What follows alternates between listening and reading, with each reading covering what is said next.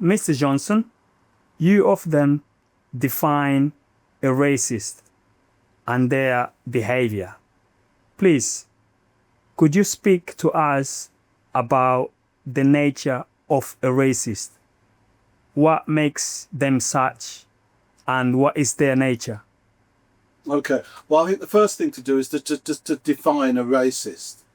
Generally speaking, when we talk about a racist, and if we're focusing on individual racism, for example, we say that a racist is a person that essentializes another person on the basis of race. You see, to essentialize is to assume that this person is inferior to you, largely based on color. It could be based on other things, culture, intelligence, blood, soul, whatever you want to do, but you are essentializing the other person. And so you discriminate against them, you see, by essentializing them and imagining that somehow you're superior to them. So that's a basic definition of what a racist is. But it doesn't actually tell us much about the nature of a racist, you see. So let's look a little bit about that. And I think that's what you're trying to allude to there. Now, a racist, when they do those things I just mentioned, is a morally reprehensible person. You see? Some scholars actually say that they are mentally disturbed. You see? So they're morally reprehensible, they're mentally disturbed because they can't see the humanity in another person. Imagine if you're classified as white and you can't see the humanity in a person classified as black, so to speak. You're struggling with that. That means that you don't have humanity yourself. You lack humanity yourself because you can't see the humanity in others. You see? So this is a dangerous thing. This is an emotional thing. This is a spiritual thing. You see? And we often understand this, or I certainly understand it, in terms of other people in our history. Take, for example, Charles Darwin.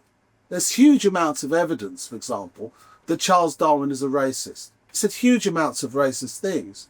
But then again, people say, well, you know, because his theory laid the foundation for biology, we should overlook the racism. Well, I would say, no, you can't overlook the racism, because this is the makeup of the person's emotional state of being, which they're projecting the worst of their character onto you.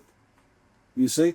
It's the same with Immanuel Kant, the West's great philosopher who wrote the Critique of Reason. So he wrote the Critique of Reason, which lays the basis for liberal democratic theory.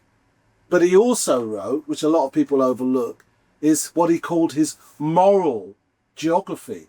Moral geography was basically a diatribe against blacks and other non-whites. It was race science. It was white supremacy. You see, he went out of his way to speak about notions of colour.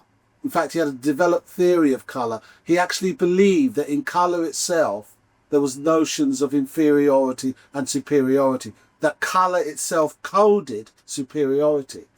And therefore he believed that white people were human. So this is in Kant. Now what people try to do, white people were human while other people were not. But what people try to do is say, well, he wrote the Critique of Reason, okay, he wrote some racist stuff, but we should just focus on the good stuff. No, you can't. You can't separate the racism from the person who is emotionally racist. You won't be able to do that. You see, and Kant himself actually said, you can't separate my moral geography, that's his race science, from my moral theory, you see.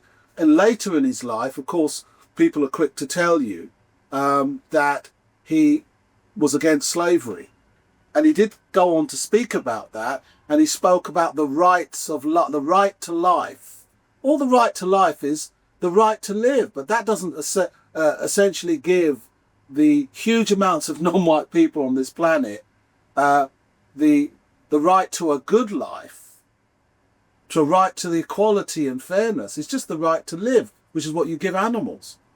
You see? So you cannot separate the moral racism, the psychological and the intellectual racism that a person had from anything good that they claim they did within the same period. You can't really separate that. It's the same with Marx, you see.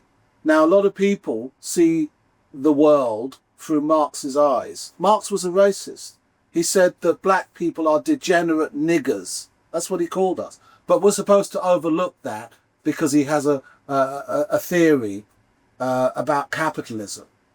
Well, you can't. You can't separate that because he's a racist and therefore he's morally reprehensible. Therefore, anything he puts out is in question. And I believe that that's what we should do. You can't be a racist and then suddenly we just accept what you do. You can't do it. It's not right. I don't believe in it.